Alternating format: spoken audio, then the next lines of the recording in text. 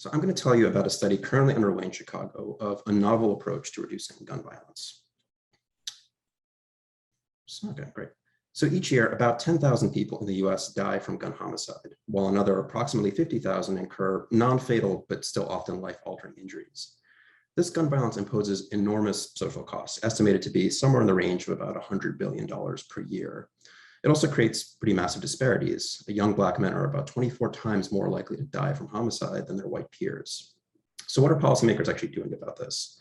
Well, at the federal and state levels, efforts to address factors that contribute to gun violence, like gun access and concentrated poverty, move very slowly. And that leaves it to local policymakers to reduce the rising tide of shootings.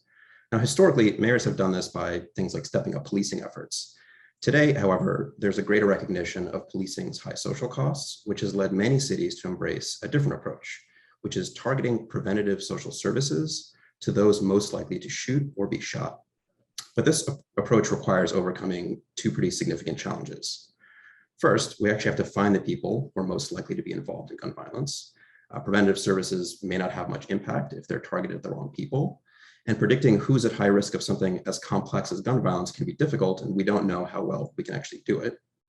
And second, assuming that we found the right people, we need to actually offer them something that can change their behavior and reduce their risk.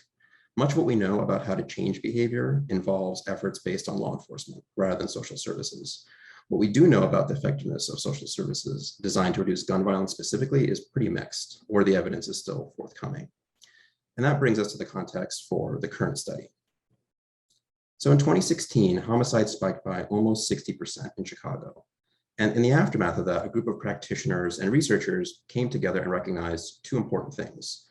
First, the social services in Chicago, working with those who are considered at high risk, mostly serve youth, when it's actually adults who make up almost 90% of shooting victims in the city.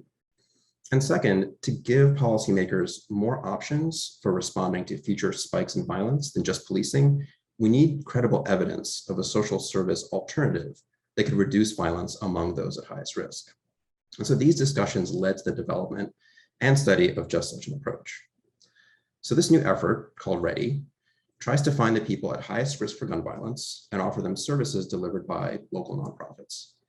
It operates in 5 of the highest violence neighborhoods of Chicago, and it serves a demographic most directly affected by gun violence, which is adult men. Now, within those neighborhoods, READI identifies men at very high risk in 3 complementary ways. First, there are referrals from expert staff of local violence prevention organizations. Second, there's men who are making the difficult transition from jail or prison back to the community. And third, men are identified by machine learning methods applied to detailed police data. So having these 3 referral pathways casts as wide a net as possible, recognizing that no single method can identify all of those who are at highest risk. So once a person is identified, their first contact with READI is an outreach worker trying to recruit them. Now, because these men are often disconnected from and distrustful of most social institutions, the response to being offered a new program is often skepticism, that's putting it mildly. So outreach staff often have to work relentlessly in order to engage them. Those interested in READI are then offered 18 months of supported work, starting with neighborhood revitalization and gradually increasing in pay and responsibility as certain milestones are met. And the job is also very flexible, allowing men who drop off to rejoin once they're able to. To participate in the job, however, they're required to attend paid group-based cognitive behavioral therapy, or CBT, 3 times a week, and personal development coaching the other 2 days.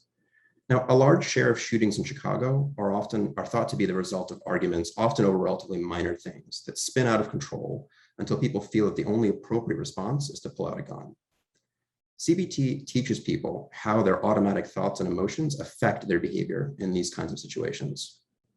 So by teaching people to recognize and restructure those automatic thoughts, CBT can actually change the behaviors that often precede a shooting. Finally, because these men often face many barriers to participating in READI, things like legal issues, lack of housing, substance use disorder, they're offered referrals to outside services to help address these challenges. So having described what READI is, let me share both how and what we're actually learning from it. So to date, almost 2,500 men have been identified through the 3 pathways as candidates for READI. However, this is more than the number of men READI can actually serve. So in order to allocate the limited number of slots in READI, Each of these 2,500 men is entered into a lottery, with half receiving an offer to participate in READI and half having access to other programs and services. Allocating slots to READI in this way is what allows us to credibly learn its impact on violence. For each of these 2,500 men, we can measure whether they've been victims of serious violence or whether they've been arrested and accused of engaging in it using police data. And by comparing these outcomes between the half of the men who are offered READI and the half of the men who are not, we can learn whether READI actually reduced people's involvement in violence. Now, a goal of READI's from the beginning is to produce exactly this kind of credible evidence about whether this kind of an approach can actually work to reduce violence. And so to that end, the study tries to answer three major questions. First, can READI actually find people at very high risk for gun violence? Second, once they're found, will they actually show up to and stick with READI's programming? And third, will that programming keep them and others safe? Now, because the study is still ongoing, we don't yet know the answer to number three, which is why it's grayed out here. But I'll share with you what we're learning about who READI finds and how they respond to being offered programming, starting with the level of need and risk faced by the men who are identified as candidates for READI. So at the time that they're considered for READI, these men, who have a mean age of about 25, have a lot of exposure to the justice system. So they have an average of about 17 prior arrests, one of which is for a violent felony. And also importantly, they have a lot of exposure to trauma. So over 3 prior reported victimizations on average, and over a third of these men had previously been shot. But it's not just their need at baseline that matters, right? It's also whether they continue to face a high risk of gun violence in the future. So among the half of men identified for but not offered READI, this is the control group, we can count how often they become victims of non-fatal shootings or homicides, giving us a sense of just how much risk continues to be faced by the men being offered READI. So this group experiences 10.4 shootings and homicides per 100 people over a 20-month period. Now, just to give you a sense of how shockingly high that is, here are the rates of shootings and homicides among other residents of Chicago. So the men who are identified for READI experienced deadly violence at 45 times the rate of the average Chicagoan, at 11 times the rate of people living in the same neighborhoods, and at twice the rate of even other local young men. So given the level of danger and need that these men face, one might expect them to be fairly wary of taking part in a program like READI. Yet we see that over half of the men with a READI offer actually take part in programming, with even higher take-up rates for the men who are referred by community organizations or who are returning from jail or prison. And just for reference, these rates are comparable to those of in-school programs for high-risk youth in Chicago, despite this being a much harder population to find and to engage. And those men who take part in programming tend to stick with it, with over half still showing up for work 15 months after they started working, and those who show up working almost 3/4 of the weeks available to them. So just to wrap up, that READI is able to actually find people at such high risk and get them into programming is encouraging for the success of this kind of targeted social service approach to reducing gun violence.